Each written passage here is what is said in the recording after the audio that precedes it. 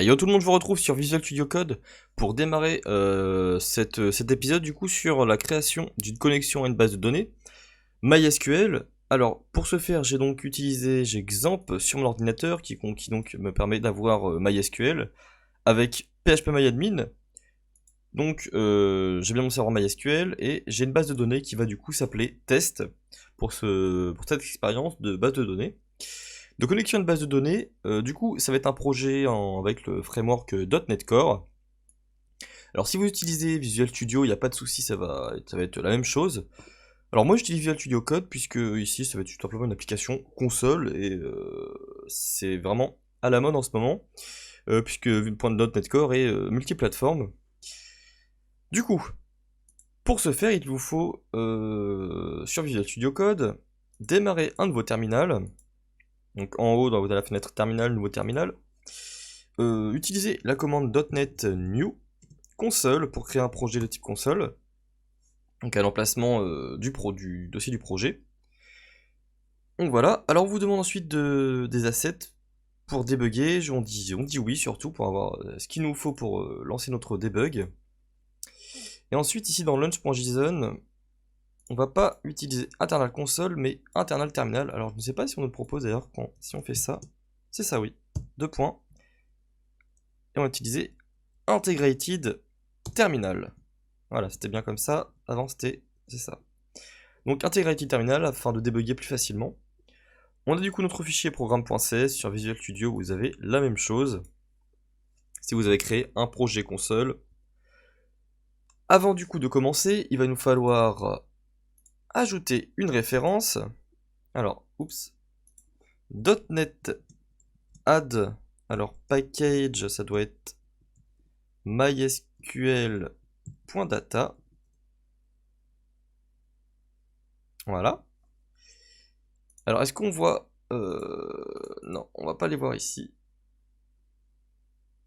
Alors, c'est mysql.data et non .date, pardon. Petite erreur. Voilà. Ok. Bien. On va pouvoir du coup commencer par utiliser using mysql.data. Voilà.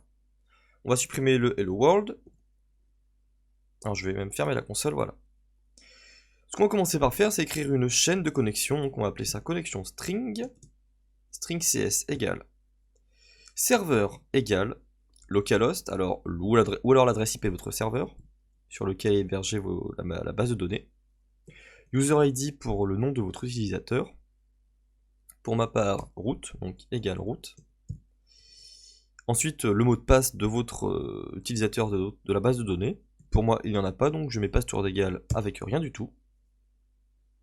Et ensuite, database égale test. Test qui correspond au nom de la base de données que je veux attaquer. C'est-à-dire ici, dans mon cas, celle-ci.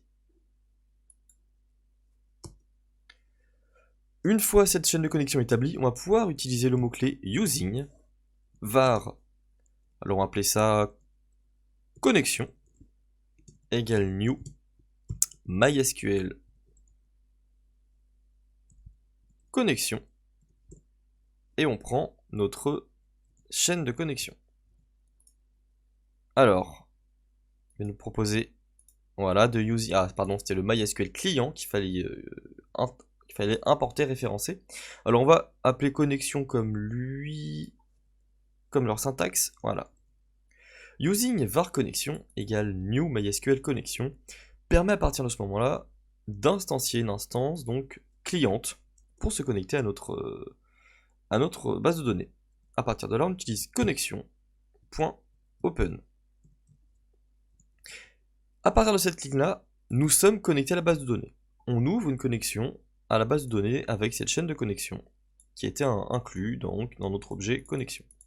Le using va nous permettre d'utiliser notre objet connexion et il va libérer les ressources dès qu'on arrêtera de l'utiliser. Il faut savoir que cette syntaxe sans les accolades, c'est-à-dire sans cette syntaxe-ci, est disponible à partir de la version 8 du langage C#. Donc, ce que l'on peut faire, c'est écrire console.writeLine Hop. Alors on va interpoler la chaîne avec le dollar MySQL version 2 points. On ouvre les brackets pour utiliser notre langage favori, le C#, connexion, point, et on va prendre le serveur version.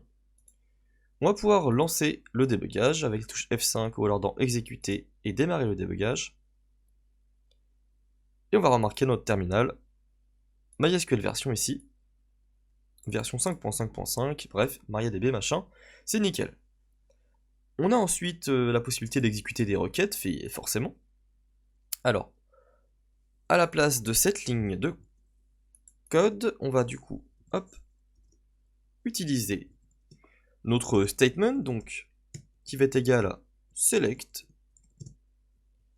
version.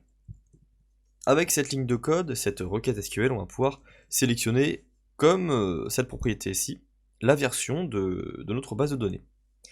var cmd, donc notre commande, c'est tout simplement une nouvelle MySQL commande.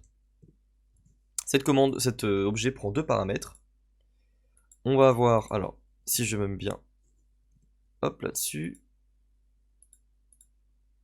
Voilà, la commande texte et la connexion. On utilise du coup notre statement, qui est le texte de notre commande, notre requête. Et on utilise notre connexion. Voilà. À partir de là, on va pouvoir faire de même. Console.writeLine MySQL version, alors je le copie, et on va utiliser par contre un objet, alors un objet, une variable, si j'y arrive, voilà, var version égale, il nous faut désormais récupérer le résultat de cette requête avec la méthode qui provient de notre objet commande MySQL commande cmd du coup .execute scalar. On voit du coup la description de cette méthode, exécute la requête et on nous retourne la première colonne de la première ligne dans les résultats. Hop, on n'oublie pas les petites parenthèses car c'est une méthode, et on convertit en string avec la méthode toString car on va l'afficher dans une chaîne de caractères. Et on affiche du coup notre version. On va pouvoir effacer ce commentaire. Alors je récapitule. On a d'abord notre chaîne de connexion. Avec cette ligne de code, on instancie un objet MySQL connexion. Alors l'instanciation va donc nous permettre d'utiliser les méthodes propres à cet objet, c'est-à-dire la méthode la plus importante,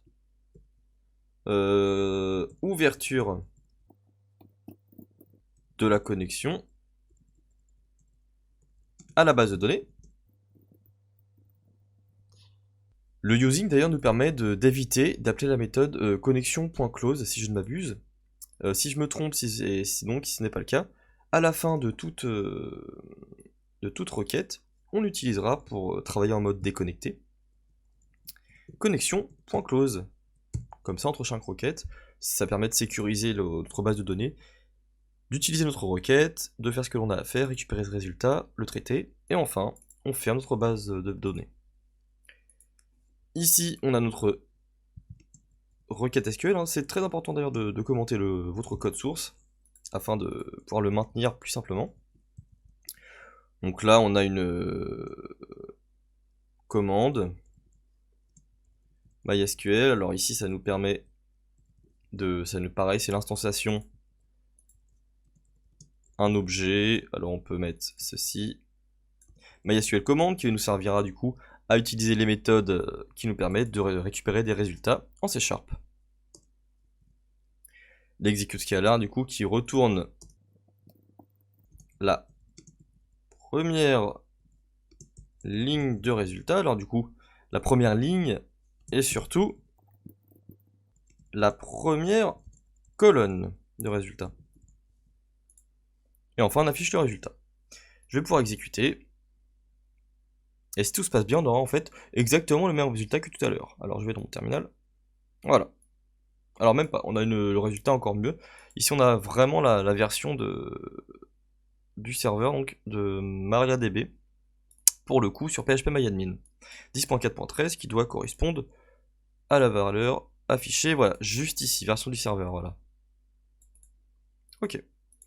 Donc j'espère que vous avez compris comment fonctionne la connexion à une base de données. Une requête select, alors on verra dans une future vidéo comment récupérer des tableaux de données et les traiter dans des data grid view notamment, avec des formulaires Windows, ce qui va être très très intéressant.